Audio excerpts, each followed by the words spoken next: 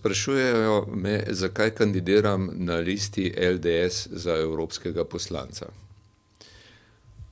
Kot strokovnjak se znam pogovarjati z ljudmi. Kot človek in politik pa sem borec in me torej ni strah tudi v Evropskem parlamentu zagovarjati liberalne vrednote.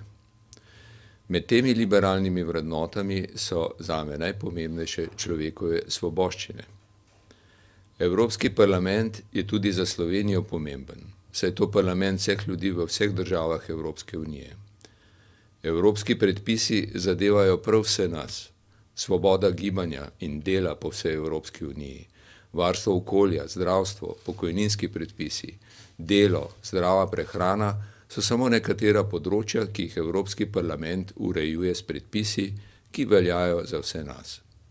Zato je pomembno, da gre čim več državljanov Slovenije na evropske volitve, da nas izvolijo kot svoje predstavnike, da bomo v Evropskem parlamentu delali za dobro Slovenije v Evropski uniji.